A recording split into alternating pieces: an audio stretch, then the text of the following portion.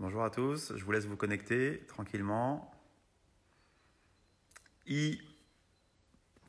Bonjour à tous et bienvenue dans ce second numéro de Behind the Ring, une interview live interactive et participative où nous allons accueillir aujourd'hui, nous avons ce privilège, Anissa Meksen, légende vivante de la boxe pied-point, n'ayons pas peur des mots, 18 fois championne du monde. Je vous laisse vous connecter et on va faire connaissance avec elle. Je rappelle que cette interview est participative. Vous pouvez poser vos questions en direct à Anissa. N'hésitez pas donc à lui demander tout ce que vous souhaitez pour avancer. Voilà, on va la faire venir tranquillement. Je lui envoie une petite demande. Elle va se connecter.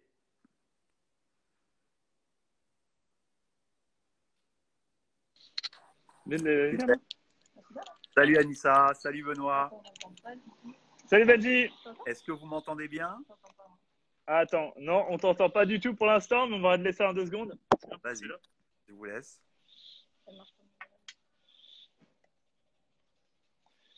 Là, c'est cool? Super, impeccable pour moi. Okay. Nickel. Eh ben, merci de votre présence. Je suis vraiment ravi de vous voir tous les deux, donc Benoît et Anissa. Ça fait vraiment plaisir de partager ce petit moment avec vous et que vous puissiez nous accorder un peu de temps. Ça nous fait vraiment plaisir. Anissa, je disais légende vivante de la boxe pied-point, 18 fois championne du monde. Est-ce que tu peux expliquer aujourd'hui à nos spectateurs comment tu es arrivée à la boxe? Donc j'ai commencé moi la boxe à 12 ans. C'était sous l'influence de mon petit frère Mehdi qui en faisait juste en face. En fait, moi je faisais du karaté, judo, jiu-jitsu avant. Et un coup, il m'a dit passe à la salle, essaye un entraînement. Donc j'ai essayé. Et à partir de là, je savais que j'allais en faire mon métier et je savais que je voulais en tout cas devenir championne du monde. Super. À quel moment le déclic de dire je veux en faire mon métier est arrivé? C'est quoi qui a fait que tu te dis allez, je vais basculer, je vais vouloir vivre de ça? Honnêtement, c'était depuis ma rencontre avec Benoît où j'étais vraiment focus uniquement sur ma carrière sportive. Ouais. Avant, j'alliais les deux, donc études et sport. Ouais. Mais c'est vrai que c'est ma rencontre avec lui qui a tout déclenché. Donc c'était à l'âge de 23-24 ans. C'est ça. Benoît qui fait un énorme boulot pour toi, aussi bien sur la partie entraînement que la partie managériale. Et j'en profite pour féliciter et mettre en avant tout le travail que tu fais au quotidien. Je sais que c'est énorme et je sais qu'Anissa te doit aussi une partie de cette histoire dans votre partenariat. Merci Benji, adorable. Félicitations à toi pour tout ce que tu fais avec Apollo. Merci à toi. C'est aussi une belle réussite. Je voudrais parler un peu d'Anissa, de comment se passe pour toi ou comment s'est passé pour toi l'intégration d'une fille dans une salle de boxe. Souvent, on a des clichés sur le fait que les femmes ne peuvent pas s'intégrer, tout ça. Est-ce que tu peux nous parler un peu de cette expérience pour toi? Bah, c'est vrai que quand moi j'ai débuté la boxe, j'étais pour ainsi dire la seule fille à la salle, quoi. Bah oui. Donc fallait forcer entre guillemets le respect de tous pour continuer et voilà.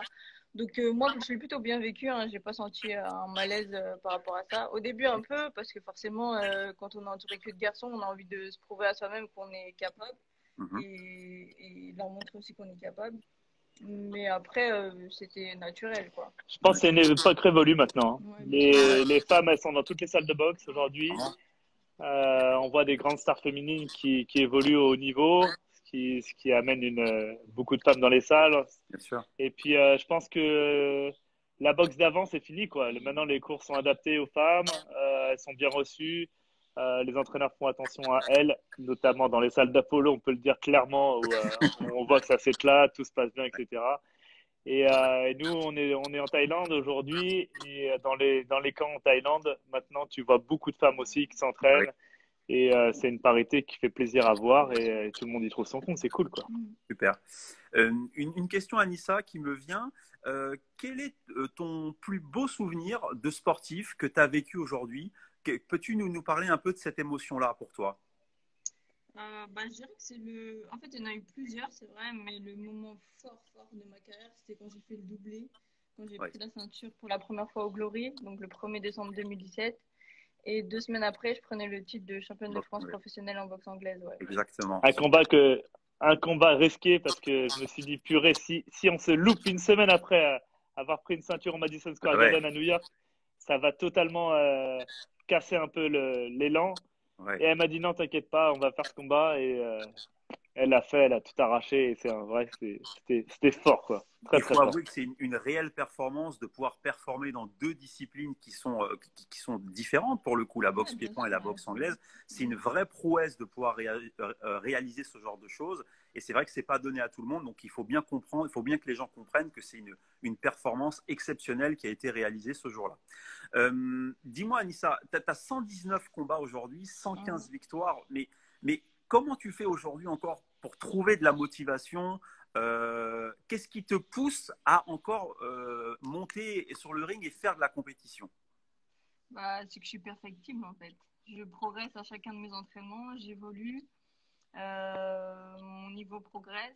Du coup, bah, ça me donne envie de m'entraîner, ça me donne envie de me surpasser et ça me donne envie de continuer et de monter sur le ring. Si j'évoluais pas, franchement, si je stagnais, voire régressais, je me poserais la question d'arrêter. Mais c'est pas le cas à l'heure d'aujourd'hui. Je pense que je suis au top de mon niveau depuis maintenant à peu près 2 ans et je me Ouais, suis jamais sentie aussi bien que maintenant. d'accord. Et c'est un peu l'histoire du mec qui fait une ascension extraordinaire pour atteindre le sommet d'une montagne, tu vois. Quand il est au sommet de la montagne, le mec, il n'a pas envie de redescendre de la montagne, hein. Il a envie d'admirer un peu le paysage, voir comment ça se passe, savoir s'il peut y rester, savoir s'il peut s'y installer un petit peu. Et une fois qu'il en a marre, bah, peut-être qu'il a envie de redescendre. Mais avant ça, il y a toute une phase où quand tu es en haut, tu as envie d'y rester quand même, on va pas se Ouais, mentir, hein. clairement. Il y a une question d'un internaute, Icardi, qui nous dit, Anissa, tu as quel âge? Je crois que c'est 31 ans, c'est ça? Ouais, c'est ça, C'est 31. ça, 31 ans. Super. Aujourd'hui, est-ce qu'il y a quelqu'un que tu aimerais combattre? Quelqu'un aujourd'hui que tu n'as pas encore combattu et que tu aimerais combattre? Alors, je sais que c'est pas facile maintenant de trouver des adversaires. Benoît a essayé de contacter les Martiens, mais même eux, ils veulent pas te boxer. Est-ce qu'il existe encore quelqu'un sur cette planète qui aujourd'hui te fait envie ou te donne le goût du challenge? En fait, personne en particulier, mais c'est vrai qu'il y a une organisation où il y a deux championnes, notamment dans ma catégorie, que j'ai pas boxé, et c'est ONFC. Oui. Donc il y a Stem Fairtex et une américaine, c'est JM, je sais pas trop son nom, Coakel, je crois que c'est son nom de famille. Donc elles ont toutes les deux ceintures en kickboxing, une et l'autre en Muay Thai. Donc, D'accord, ça impeccable. resterait les deux potentiels adversaires. Super. Alors, vous êtes aujourd'hui expatrié en Thaïlande, à Phuket. Vous êtes soutenu donc par un gym sur place, s'appelle le Tiger Muay Thai. Est-ce que vous pouvez nous parler de ce mouvement que vous avez fait vers la Thaïlande et de votre collaboration avec le Tiger? Et je voudrais rebondir aussi sur le très beau reportage de France Télévisions qui a été fait, où on parle de toi, mais on parle aussi du manque de reconnaissance et du manque de visibilité que tu peux avoir en France. Est-ce que tu peux nous donner un peu d'informations sur ce parcours et ce mouvement vers l'Asie? En fait, on avait une équipe donc en France qui se dissipait, enfin du moins que chacun était focalisé sur ses objectifs plus ou moins personnels. Et du coup, par rapport à l'entraînement, ça devenait compliqué de s'entraîner. Du coup, on a eu une opportunité en Thaïlande et on l'a saisie. Et il faut savoir aussi une chose, c'est que en région parisienne, on n'avait pas vraiment de salle. On Ouais. avait la salle que 3 fois par semaine et il fallait jongler avec une salle entre guillemets partenaire pour pouvoir s'entraîner en bonnes conditions. Donc vraiment pas facile, quoi. Ce qui est scandaleux, hein, parce que à une salle internationale, c'est une grande star. Ouais. Ici, c'est une star claire et nette, quoi. Et donc, quand on arrive là, on a toute une reconnaissance derrière. On a le plus grand camp d'Asie qui nous dit, bah, si vous voulez, venez vous entraîner. Nous, on vous met bien et on fera en sorte que la championne se sente bien avec de bonnes conditions, des bons sparring, une structure extraordinaire. Et chez toi, en fait, tu te rends compte que tu as la mairie qui te propose 3 créneaux par semaine. Et encore, si tu viens un peu en avance ou en retard, tu te fais tirer les oreilles. Au bout d'un moment, tu te dis qu'est-ce que je fais ici? Qu'est-ce que je fais ici en tant que championne du monde ou en tant qu'entraîneur d'une championne du monde? J'ai plus rien à faire en France, clairement. Bien sûr. Ce qu'il faut comprendre pour les gens qui nous regardent, c'est qu'effectivement, en France, on est dans un système sportif qui n'est pas tout le temps professionnalisé, où on dépend souvent des municipalités ou de subventions.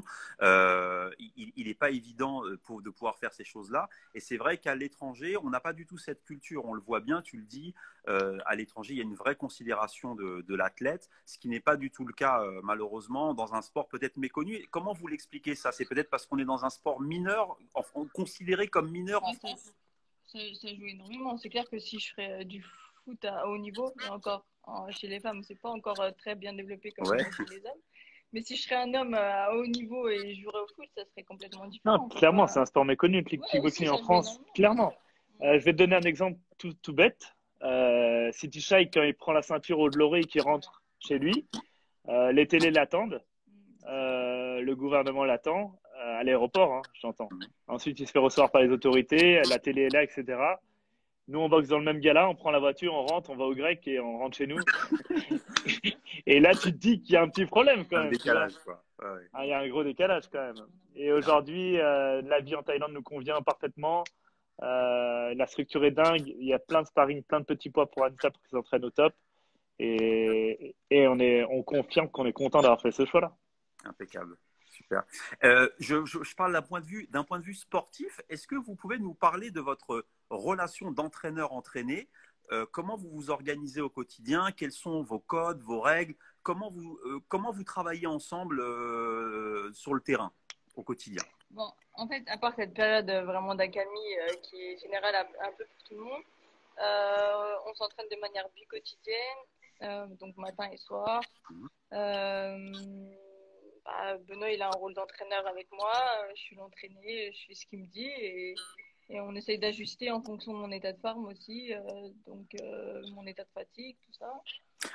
Bon, moi, si je peux un peu rebondir, aujourd'hui, pour être numéro 1, faut s'entraîner très, très, très dur.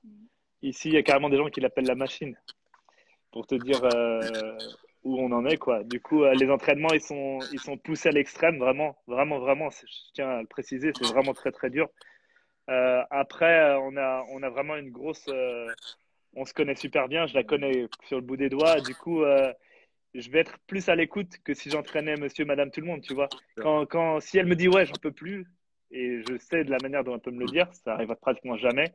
Je sais qu'à ce moment-là, il faut que j'en tienne compte et on s'adapte, tu vois. Il y a toujours cette relation on parle d'abord des entraînements ensemble et on fait en sorte de l'amener au top niveau, quoi. Très bien. Pendant le confinement, d'ailleurs, comment vous vous organisez? Vous arrivez à être créatif? Comment vous organisez vos entraînements? En fait, on s'entraîne une fois par jour pour maintenir la machine et surtout, comme il n'y a pas, pour le moment pas d'échéance, voilà, on veut juste s'entretenir entre guillemets physiquement. On est confiné, hein, comme tout le monde, on a le droit de sortir, mais c'est pas que c'est pas autorisé, mais on va dire que tout le monde porte un masque. L'ambiance, elle est un peu bizarre, tu vois. Ouais. Ça me pèse un peu, franchement, ça nous pèse, il faut pas se mentir. Du coup, on s'entraîne vraiment à la maison. Quand on va courir, on porte le masque. On fait un footing de 30 à 40 minutes, mais vraiment aux alentours. En fait, l'erreur à faire, ça serait de s'entraîner à 100% maintenant. Ouais. Parce qu'on sait que le monde de la boxe et le monde en général va être paralysé pendant quelques mois. Et il faudrait surtout pas l'amener dans un niveau de forme extrême, ce qui ne servira à rien, et de l'amener dans un état de fatigue après si jamais une séance se présente. Du coup, là, c'est du maintien et puis se faire plaisir et s'occuper aussi, parce que ça occupe les journées. On filme les entraînements, on essaie de le faire partager un petit peu aux fans. Et puis ça marche bien et voilà, c'est cool, quoi. Faut essayer de penser à autre chose, quoi. Carrément. Pour conclure cette émission, la cloche a sonné, on se dirige vers la fin. Anissa, quels sont tes projets à court terme et puis à plus long terme? Est-ce qu'aujourd'hui, tu as des objectifs que tu te fixes pour les prochains mois et années qui arrivent? Là, tout simplement, c'est vu que j'arrive en fin de contrat avec le Glory, c'est signer une belle organisation qui sera me promouvoir et reconquérir une éventuelle ou plusieurs ceintures dans cette organisation. Aujourd'hui, clairement, je pense qu'Anissa a la soif de continuer à être reconnue, soif de challenge et de grosses et belles organisations. Du coup, rien n'est fixé. On est en train de discuter calmement. De toute façon, on a le temps. Hein. C'est bien. Et avec une possible entrée d'Anissa dans le monde du MMA, du coup, on peut pas trop en parler parce que rien n'est fait et qu'on est tous confinés et qu'on n'en sait rien pour l'instant. Okay. Et c'est aussi une question qui se pose aujourd'hui. Donc voilà un peu où on en est. On se prend pas la tête. On regarde. Mais c'est un vrai souhait. Hein. Le le MMA, la nouvelle, c'est que c'est un vrai souhait de pouvoir évoluer Non. sur ce schéma. Alors, c'est pas un vrai souhait du tout, c'est plus une opportunité. Voilà, si Ah, d'accord. l'opportunité se présente, on l'étudie comme on peut étudier d'autres opportunités. Maintenant, moi, Un j'ai vrai toujours vu challenge. Anissa relever tous les défis. Ouais. Elle a battu tout le monde. Et c'est une question qui se pose aujourd'hui. Voilà, on peut pas en D'accord. dire plus, Très bien. mais voilà. Impeccable. Ok, impeccable.